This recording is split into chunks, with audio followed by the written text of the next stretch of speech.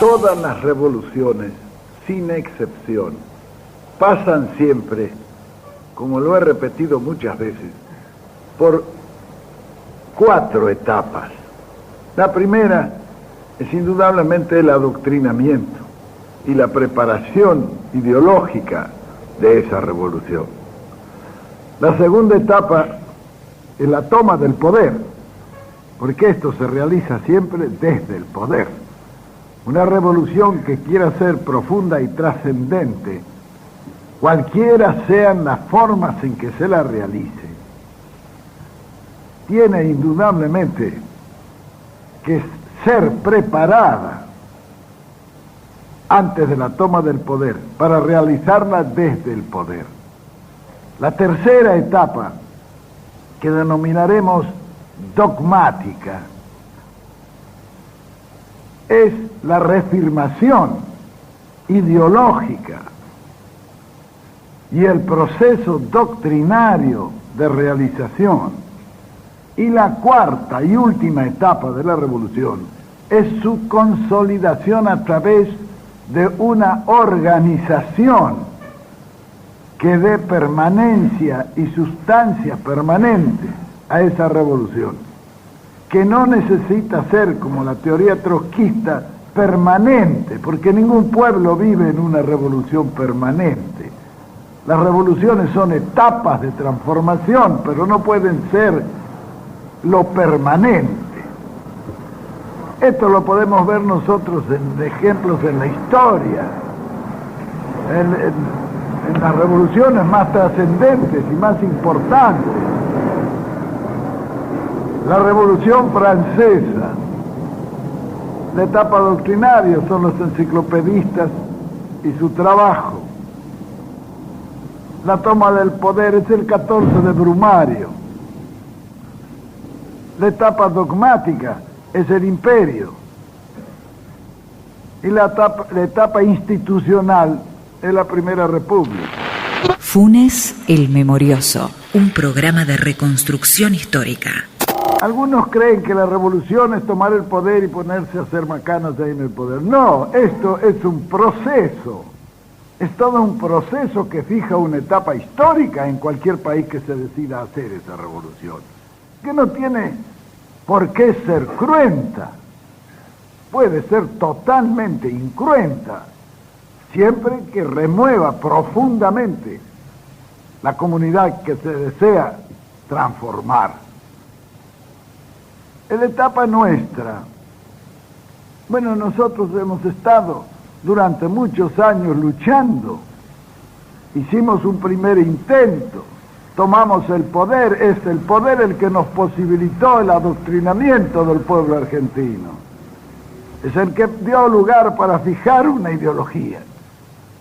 Pero como la historia está hecha de acciones y reacciones, vino una reacción que nos desplazó y empezamos nuevamente a luchar por la toma del poder, es decir, por consolidar la segunda etapa revolucionaria. Lo hemos conseguido en la forma en que debe conseguirse para que sea permanente y para que sea estable, es decir, la decisión del pueblo, que es la única decisión que necesita el hombre que hace la revolución para realizarla incruentamente, sin destruir, comenzando a construir en la etapa dogmática, que es la que se está viviendo. Pero en esa etapa dogmática es necesario imponer el dogma, por eso se llama dogmática, para después dejar lo normal y permanente que es la institucionalización de esa revolución en la etapa final. A nosotros nos está pasando lo que pasa en todas las revoluciones. Se ha venido luchando con una consigna, la consigna justicialista, que implica todo lo que conocemos del justicialismo hace 30 años. Hemos tomado el poder, las masas son conscientes de lo que se está realizando, pero esto sucede siempre. Los dirigentes comienzan a tener dentro y fuera del dogma, sus propias preferencias. Y luchan por esas en vez de luchar por la ideología y la doctrina que dio razón de ser al movimiento revolucionario. Esto no es nuevo. No se olviden que la revolución cultural china es a base de un proceso como este que nos está pasando a nosotros. Fue el desviacionismo que se produjo en los primeros 10 años, es decir, la etapa dogmática después de tomar el poder, lo que llevó a la revolución cultural y a la limpieza que se hizo en China para tomar definitivamente el camino que los condujera a la verdadera revolución que ellos ansiaban. Funes el Memorioso, 4ª temporada. Pero las revoluciones todas pasan por estas etapas de intentos de desviacionismo, que obedecen más a los intereses personales de algunos dirigentes que a una verdadera desviación doctrinaria o ideológica. Por eso la masa normalmente está en lo inicial. Los dirigentes son los que trabajan en la deformación.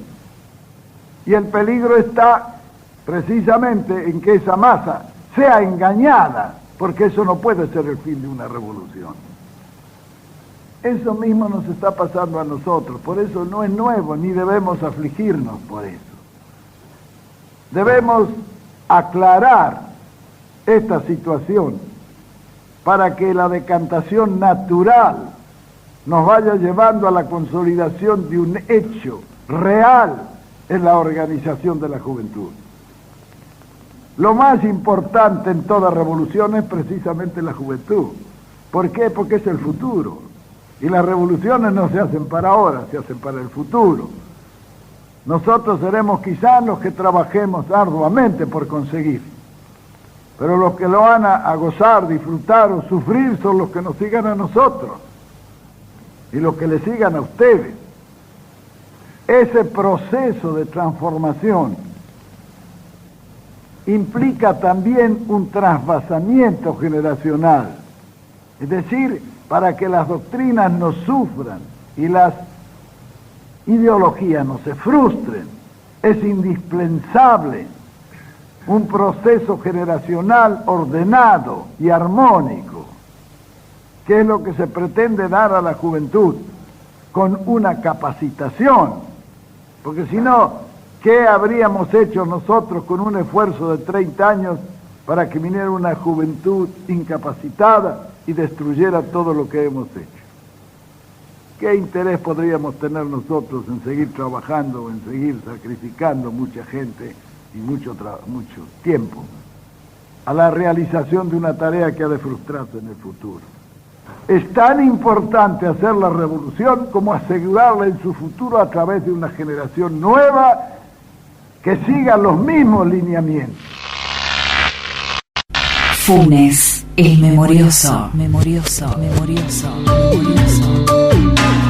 Tengo más recuerdos que todos los hombres juntos desde que el mundo es mundo. Jorge Luis Borges. A 40 años de la muerte de Perón. Capítulo 2. Perón al gobierno, Perón al poder.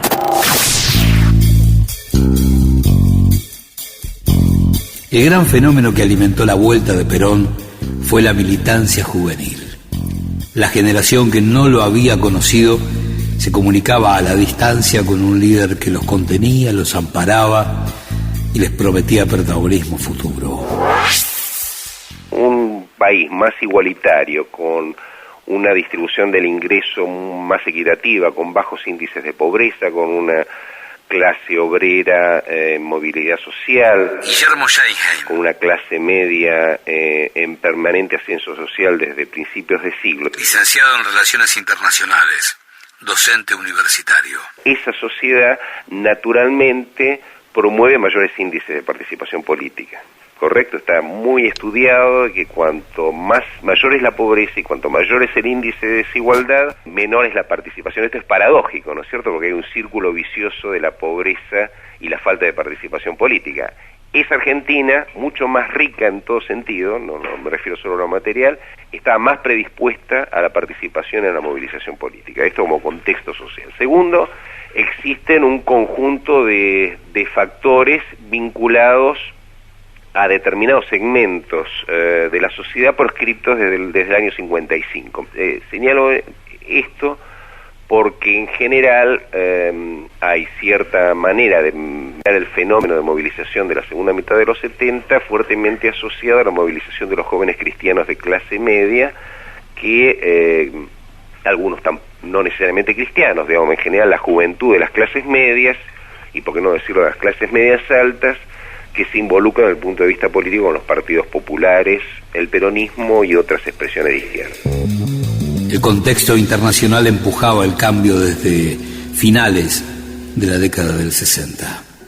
1970 es el año en que el general Juan José Torres en Bolivia logra un gobierno, o sea, un general muy parecido a lo que podríamos caracterizar como Chávez en Venezuela. Fernando Vaca Narvaja. 1970 gana Salvador Allende en Chile, un gobierno de la Unidad Popular.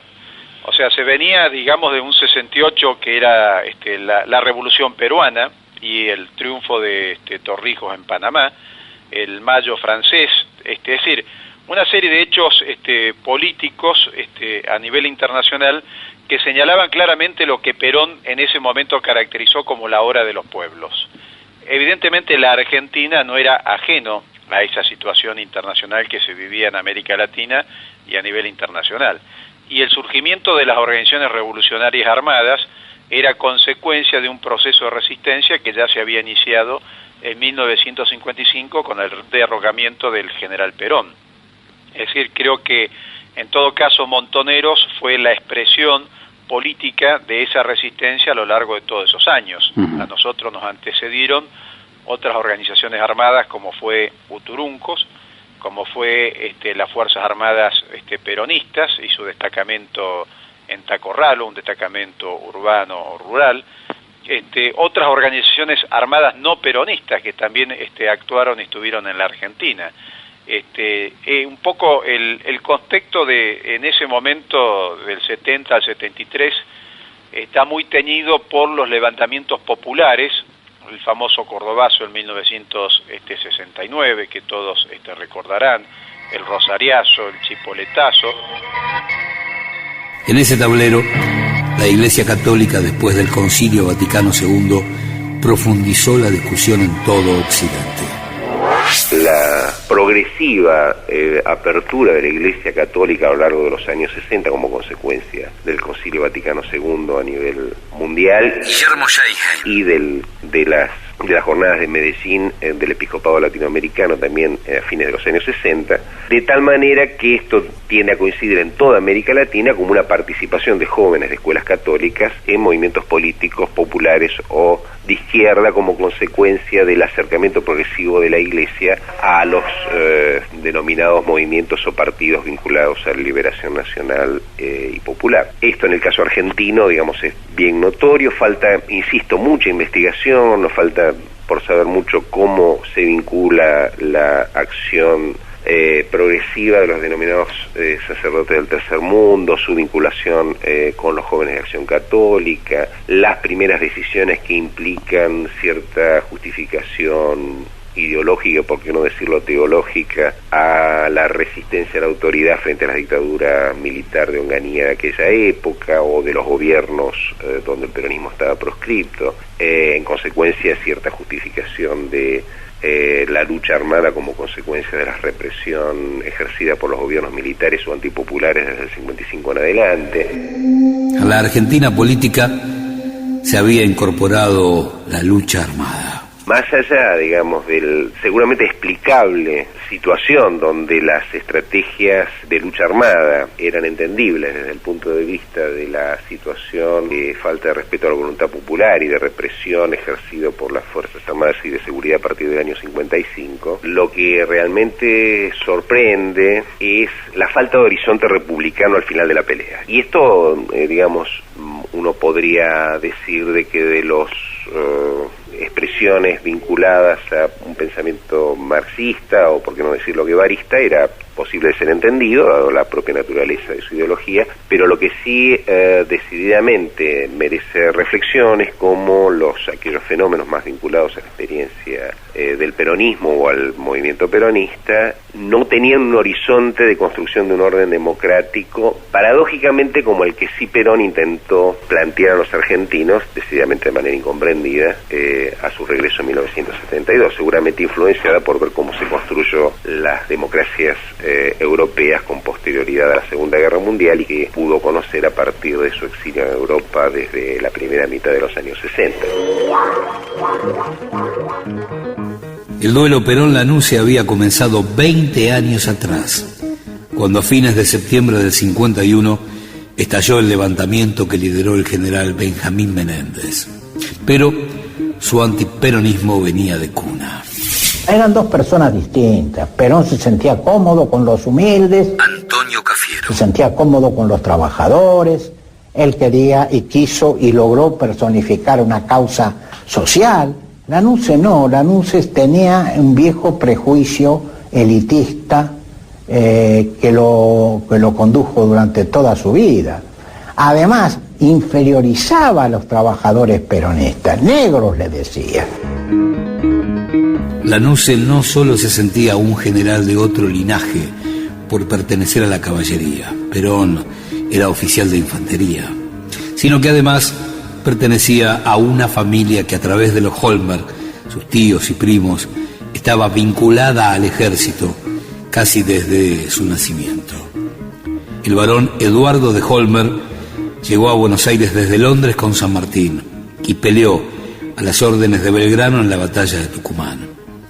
Ese militar austríaco fue tatarabuelo de Elena, la funcionaria de la Embajada Argentina en Francia que en diciembre de 1978 fue lanzada a las aguas del Delta en uno de los vuelos de la muerte.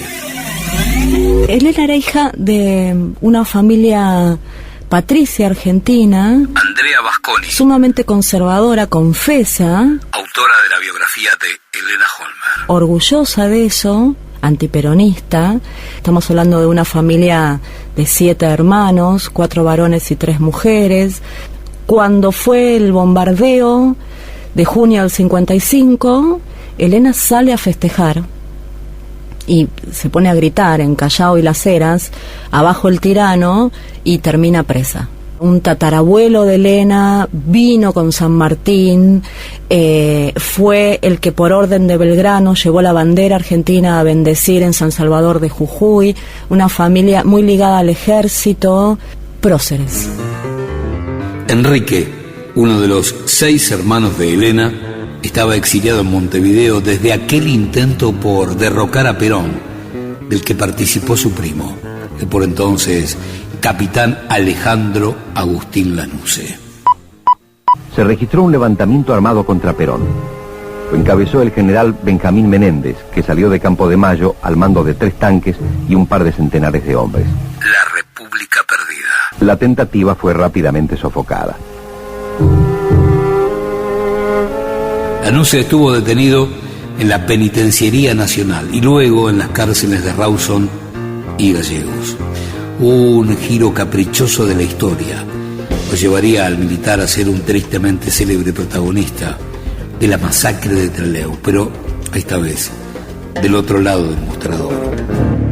Los recientes episodios de Rawson y Trelew, Alejandro Agustín Lanusse, muestran con dramática crudeza cuáles son los métodos con que estos minúsculos grupos de extremistas pretenden imponer sus exóticas doctrinas al pueblo todo.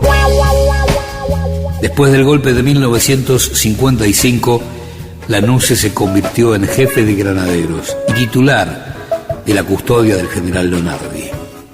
Por un rato se olvidó de sus funciones cuando la dictadura movió sus fichas y pasó a ser hombre de confianza de Aramburu, justamente el general que derrocó al militar que él debía cuidar. Fue uno de los responsables del traslado del cadáver de Vita a Italia y fue azul cuando los militares jugaron a la guerra por las calles de Buenos Aires. Los estudiantes lanzan botellas y bombas molotov y la policía contesta con disparos de bombas de gases lacrimógenos. El cordobazo lo puso en el ojo de la tormenta militar. Era el encargado de la represión ordenada por Onganía. Pero sus tropas llegaron a la capital provincial muy tarde. Sus enemigos dicen que no aceleró la marcha para desgastar al presidente de facto. Aquí los obreros de la metalúrgica han hecho una barricada y han encendido fuego. Después del corto mandato del general Levingston, 18 de junio de 1970 al 22 de marzo de 1971, Lanusse se calzó la banda presidencial. Sabía que era esta la última estación de la Revolución Argentina y buscaba ser la salida democrática. Una vez más, Perón frustró sus planes.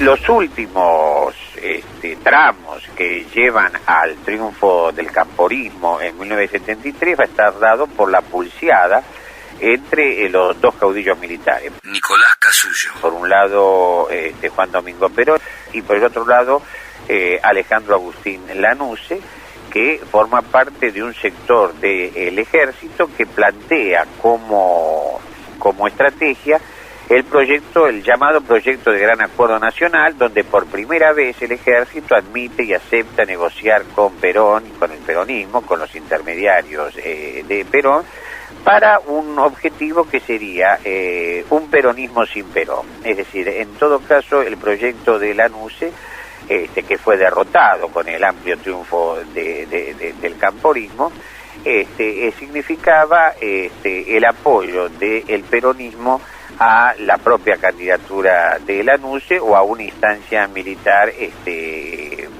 muy emparentada con él. Lanusse intentó con el Gran Acuerdo Nacional ser el líder de un pacto entre radicales y peronistas, que recuperando el espíritu del bandorismo soñaran con una versión light del justicialismo en la Argentina, pero con su creador en España. Para eso nombró ministro del Interior a un viejo dirigente radical bonaerense que había sido presidente de la Cámara de Diputados en tiempos de Ilia, Arturo Morroig. Le repito que este es un proceso que recién comienza. Estamos dentro del primer capítulo. Yo no sé si ya el primer capítulo podrá contener o no podrá contener determinadas medidas. Esto lo dirán los acontecimientos. Nosotros hemos marcado un rumbo y estamos caminando en esa dirección. Buscó seducir a Perón, pero el viejo general aceptó en Madrid cada una de las ofertas que le hacían los enviados de Buenos Aires: devolución del cargo militar, sueldos atrasados, retiro de los cargos judiciales en su contra y el cadáver de Evita. Pero el líder no entregó nada a cambio. Él, por ser presidente, hubiera hecho cualquier cosa. Se hubiera abrazado con Perón, si Perón le hubiera permitido el abrazo. Perón nos despreciaba, en el fondo tenía un profundo desprecio por todo lo que era el peronismo, ¿no? A comienzos de 1972, Lanusse estaba dispuesto a quedar cara a cara con Perón. Y es cierto que lo estamos escuchando muy a menudo, todo el país, pero en las últimas horas ha circulado una versión insistentemente, en el sentido de que, producirse el anunciado regreso del expresidente Perón, usted mantendría una conversación con él ese mismo día en horas de la tarde. Así como tengo paciencia para aguantarlos a ustedes, voy a tener paciencia y hacer lo que sea necesario por la paz y por la grandeza del país. Hasta tragarme el sapo de hablar con Perón. ¿Más claro? Después de Trelew, todo cambió. Lo que sucedió en la Argentina en agosto del año 72 con los fusilamientos de Trelew marcó un cambio radical en el escenario político argentino. Eduardo Anguita.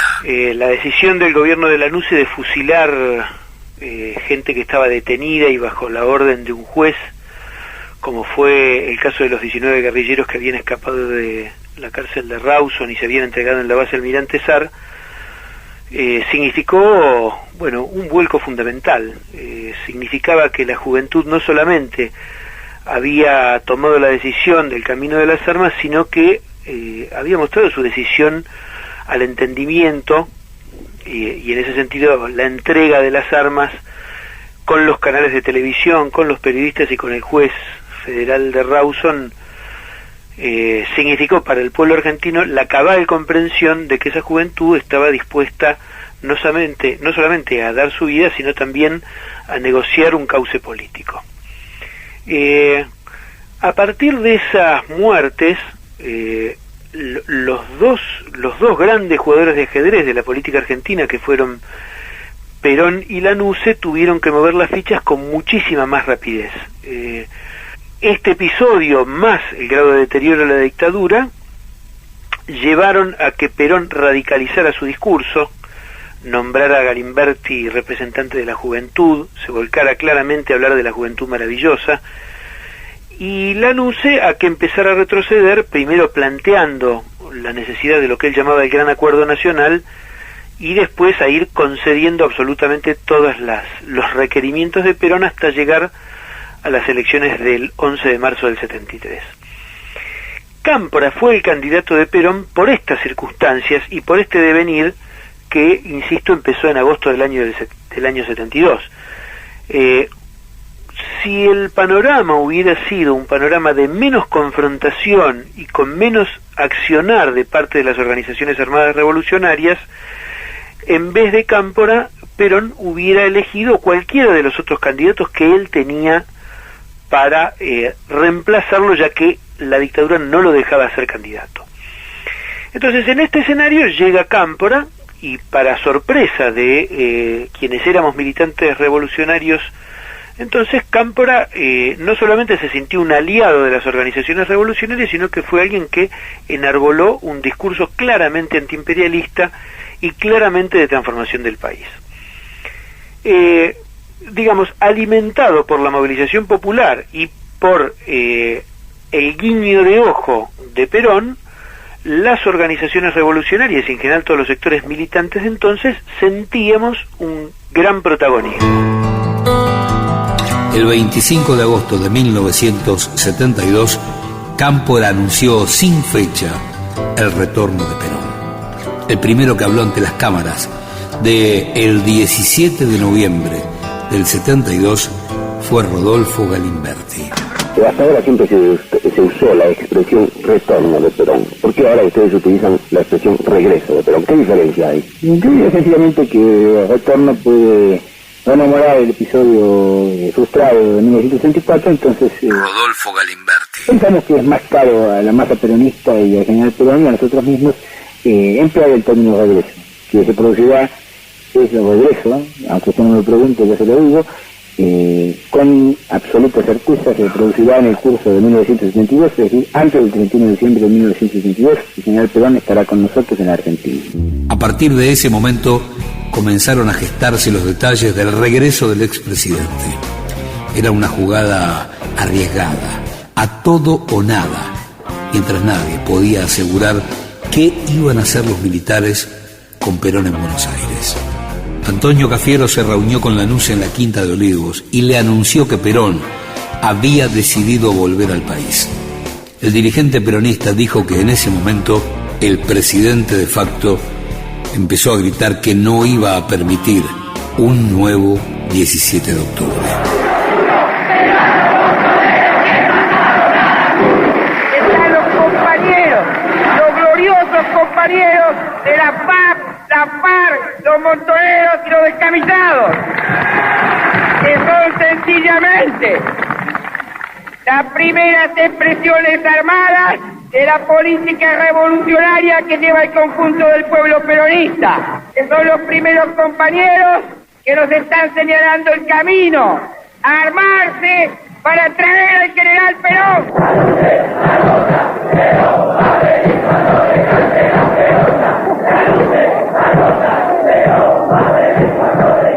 Por pedido de Perón, a mediados de junio de 1972, Galimberti intentó liderar la supuesta unidad de los principales grupos juveniles. Presidió un acto en la Federación de Vox y allí estuvieron desde el CDO hasta Montoneros, pasando por la Juventud Argentina para la Emancipación Nacional.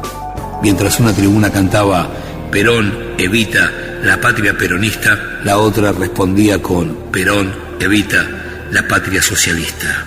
Es que el esplendor de Galimberti, lo sorprendente es que fueron solo 3 o 4 meses Marcelo Larraqui, dentro de lo que es el Partido Justicialista. Era el hombre necesario periodista para ladrarle a Lanusse con el mandato de Perón.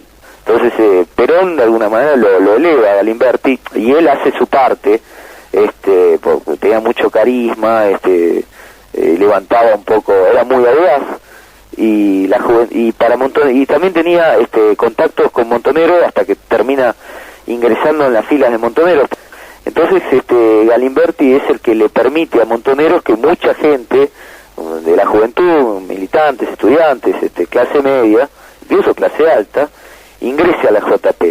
Pero claro, después cuando Perón gana las elecciones o Cámpora gana las elecciones, ya a Perón no le interesa esta violencia verbal o este cambio en la organización dentro del movimiento, y él lanza el discurso de las milicias armadas como una avanzada de montoneros en la organización del gobierno. Era de alguna manera para presionar a Cámpora, y ahí recibe un llamado desde Madrid, donde lo carean con jefes sindicales de la derecha o otros representantes de la juventud, y le quitan el cargo que tenía como delegado juvenil de Perón, y la misma JP lo echa a Galimberti, y queda Gullo, ante Gullo lo reemplaza, que era de la Regional Capital.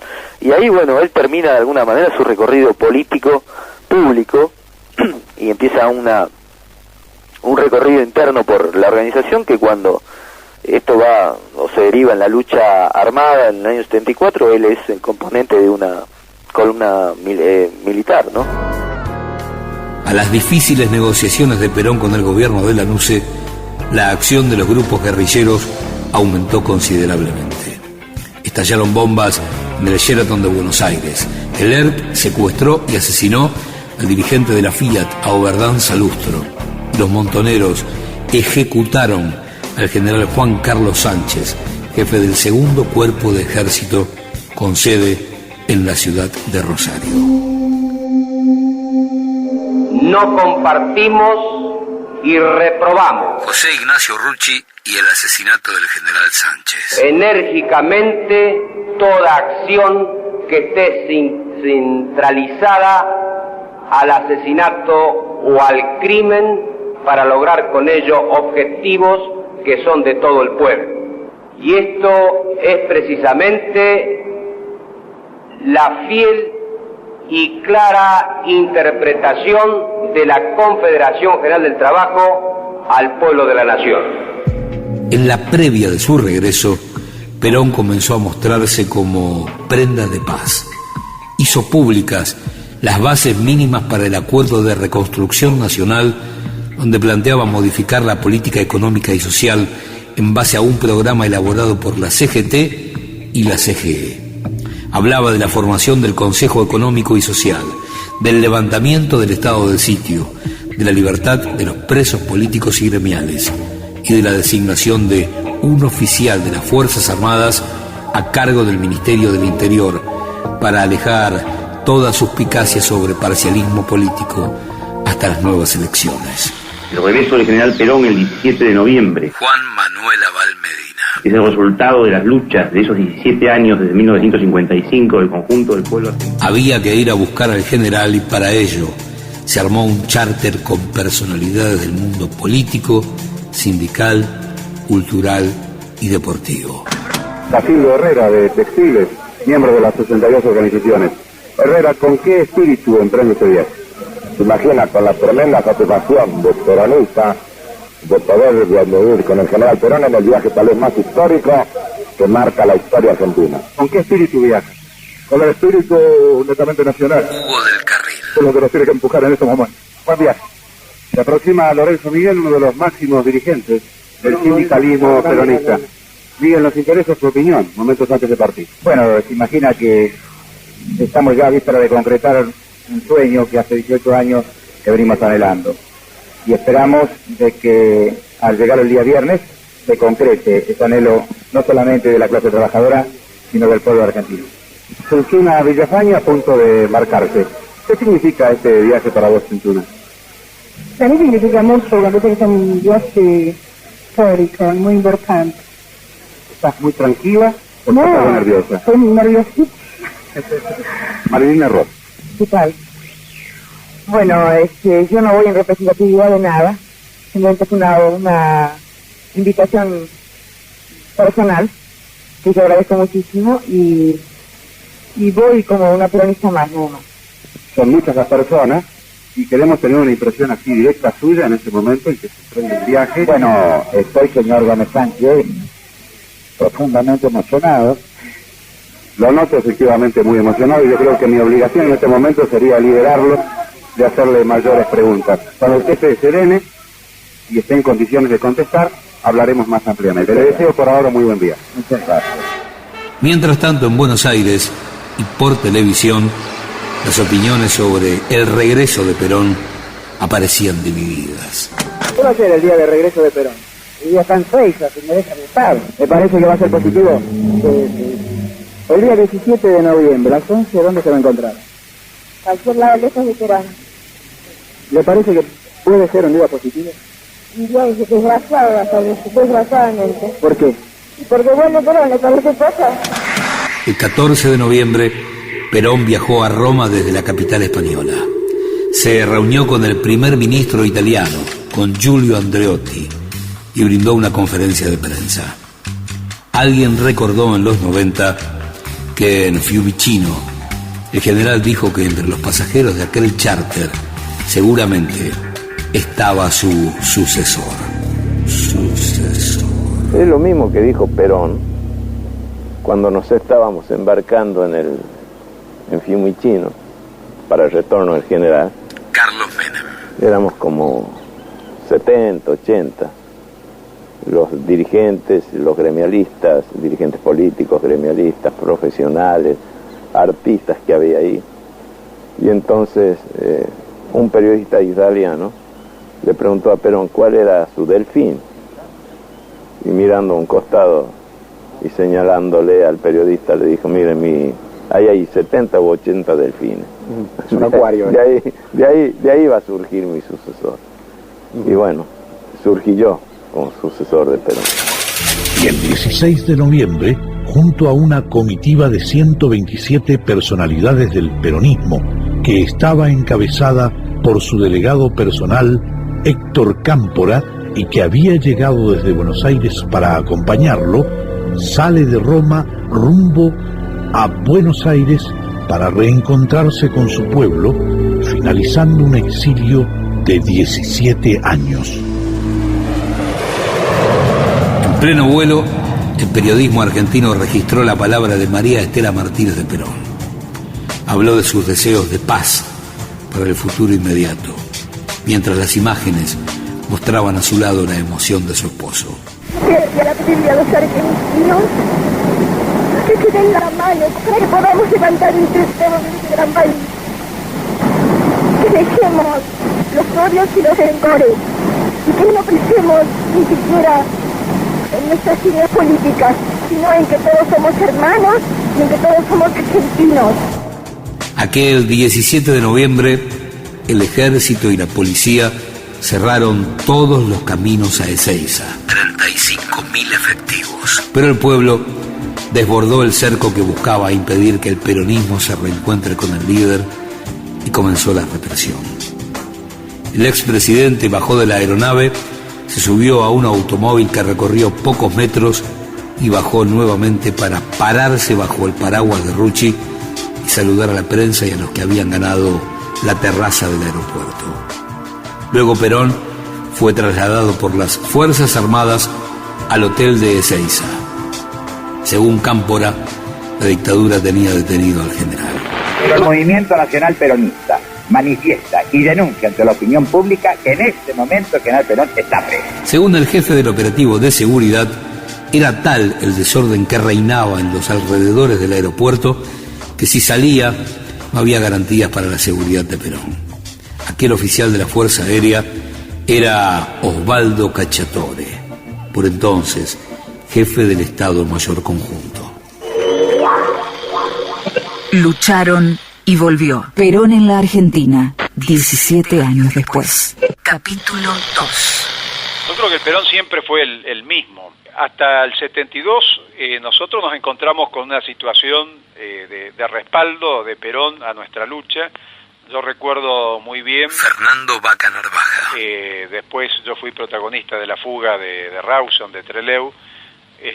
Recuerdo muy bien esas palabras de Perón que tiene para los compañeros nuestros que cayeron, que fueron tomados prisioneros y posteriormente asesinados cobardemente en la base Almirante Sar de Trelew. Un Perón, digamos, combativo y un Perón dispuesto, digamos, a transformar este país.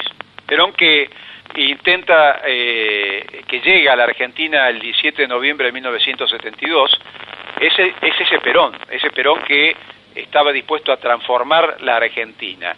Y esa jornada la produce la tendencia revolucionaria, la produce la juventud, esa juventud peronista que fue, recuerdo, salvajemente reprimida en esa columna enorme que venía de la zona sur. Y ese Perón en el 73, que no puede llegar a tomar contacto con su pueblo el 20 de junio en los hechos de Seiza, toma distancia, va tomando distancia a esa tendencia revolucionaria, porque supone que la responsabilidad fundamental de ese enfrentamiento se debía a lo que él llamaba el apresuramiento de la tendencia revolucionaria, ¿no? Y toma más partido, evidentemente, por los sectores del peronismo ortodoxo. Pero, insisto, creo que la situación también lo sobrepasa a Perón. El tema es que Perón viene físicamente ya muy desgastado, con muchos años, y el peronismo había parido una nueva generación muy joven. O sea, tenemos que posicionarnos en ese momento histórico, año 1972, año 1973. La edad de nuestra militancia en general estaba entre los 21 y los 24 años, ¿no?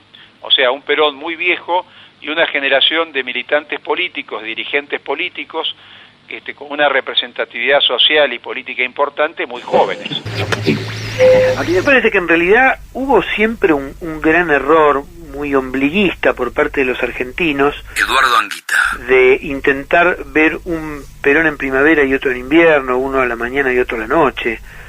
Yo creo que en esto hay que hacer análisis históricos un poco más profundos, y en ese sentido uno pierde quizás el plano corto, pero obtiene una mirada que sea comprensible a la época del mundo que vivía esa Argentina de la transición. Me parece que el Perón de siempre fue un Perón que nunca dejó de ser militar, que nunca dejó de pensar en la conducción política fuera de los partidos políticos de lo que él llamaba la democracia liberal.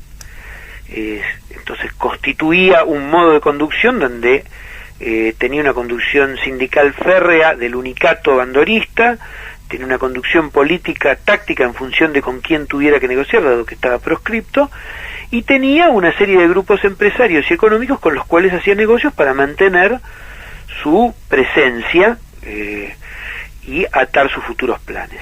Ahí tenía hombres como Jorge Antonio y otros más, ¿no?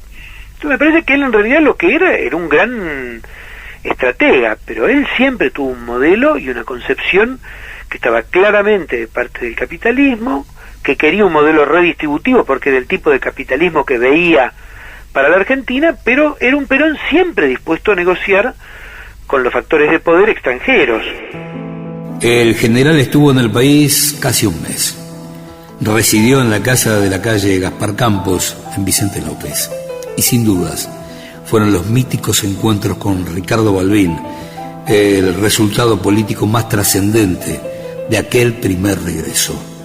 27 días que encendieron la campaña electoral de marzo del 73.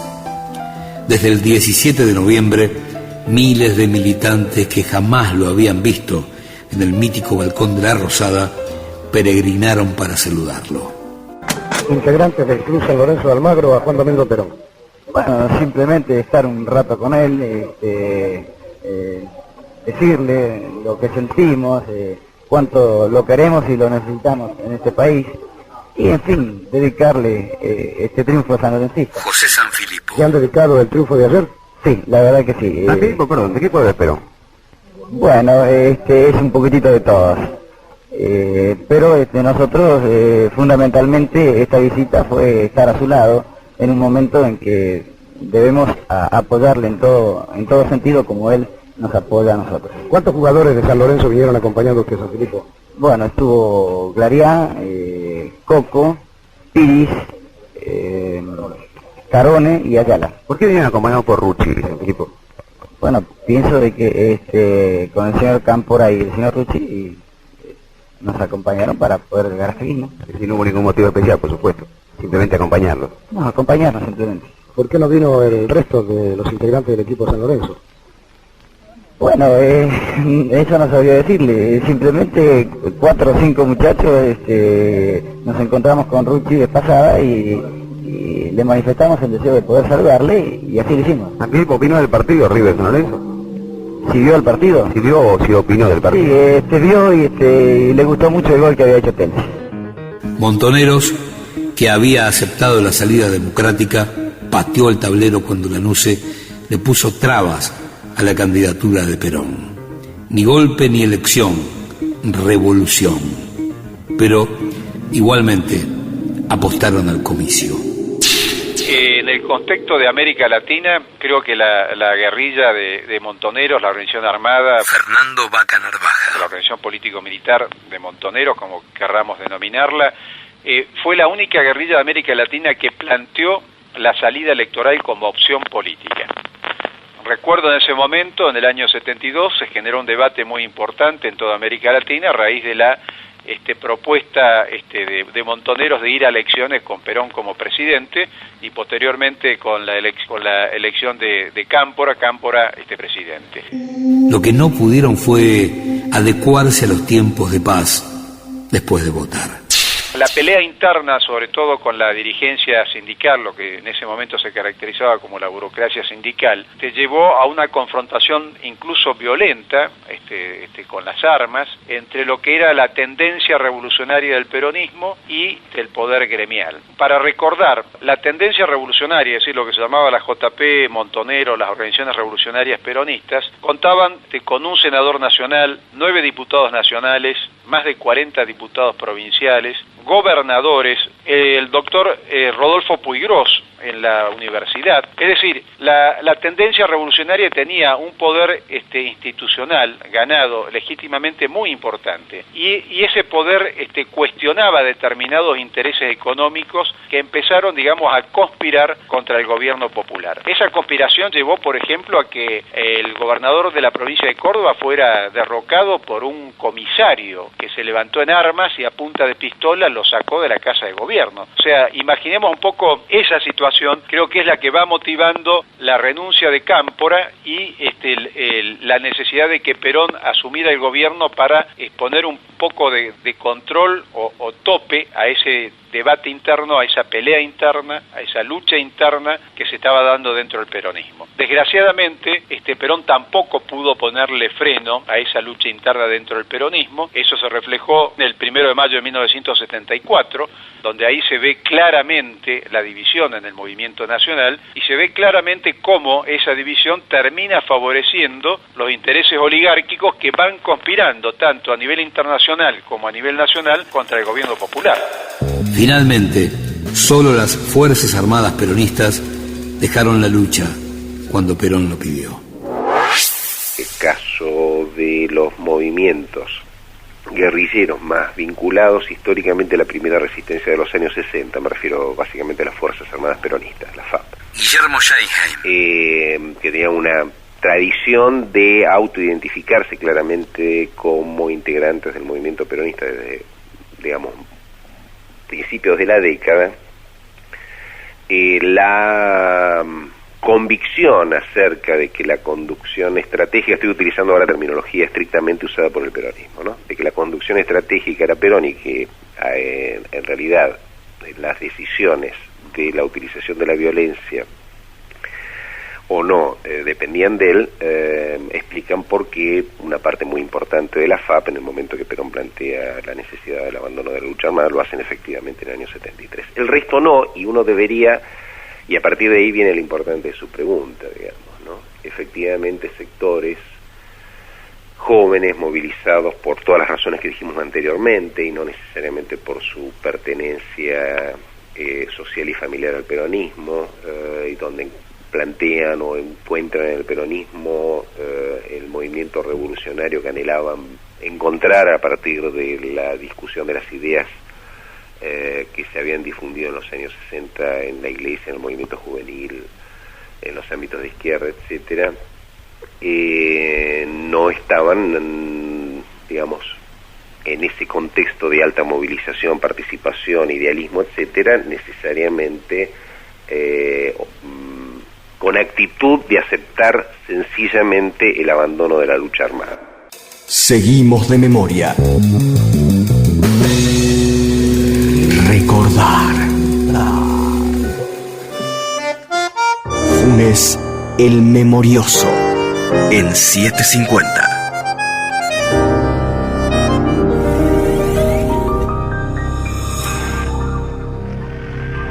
A 40 años de la muerte de Perón. Capítulo 2. Perón al gobierno, Perón al poder.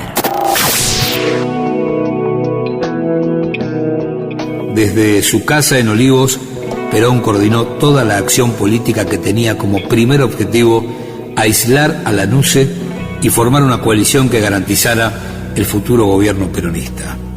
Nació así el Frente Justicialista de Liberación, formado por el Movimiento de Integración y Desarrollo, el Partido Conservador Popular y otras fuerzas menores. Cámpora representaba sin duda a los sectores más radicalizados, a los sectores de juventud, a una parte importante de los trabajadores, villas miserias, Alcira Argumedo. Todo este movimiento cultural que pretendía una mayor radicalización y profundización de las medidas. El tema es que sin duda Cámpora representaba muy claramente a los sectores que habían llevado adelante la mayor movilización, pero tenía reticencias muy fuertes en el campo de el sindicalismo tradicional y sobre todo sectores de la derecha peronista que también comenzaron a emerger con fuerza en ese proceso. Cámpora de alguna manera estaba dispuesto a entregarle el gobierno a Perón, él se consideraba como una transición para neutralizar esta proscripción que había sufrido Perón, pero el tema básico me parece que es el intento de radicalización de ciertos sectores de la juventud y en especial de los grupos armados en momentos en los cuales Perón percibía que se estaba diseñando esta restauración conservadora, ¿no? Y yo creo que es ahí, en esa figura de Cámpora como representando a estos sectores y el intento de Perón de hacer una alianza muy amplia, menos radicalizada, para evitar la posibilidad de un sector social que apoyara un golpe de las características que él se veía venir, cosa que pasó muy poco tiempo después en Chile y en Perú, en Bolivia, en Uruguay. Formó parte, me parece, del desencuentro entre estos sectores radicalizados y el propio Perón, ¿no? La calle gritaba que el tiempo de la NUCE había terminado. ¡La NUCE terminó! ¡El pueblo te saluda, la puta que te parió! Cámpora fue el candidato y el peronismo regresó al poder. El 25 de mayo de 73 había una consigna muy clara que decía hasta el 25 de mayo el régimen. Fernando Vaca Narvaja. Después del 25 de mayo el pueblo, ¿no? Eso significó un poco el triunfo del doctor Cámpora en esa consigna que nosotros como Juventud Peronista sintetizáramos que era Cámpora al gobierno, Perón al poder. Todos al frente con todo, todos al frente con Perón. Voté por Cámpora y Solano Lima. Para la paz y la liberación, compañeros, compañeras, la elección ya está resuelta. Ganaremos la primera y no habrá segunda vuelta. Cámpora y Solano Lima, los hombres de frente y de Perón. Pero en mayo del 73, muchas cosas habían cambiado en el continente. El futuro amenazaba con girar a la derecha.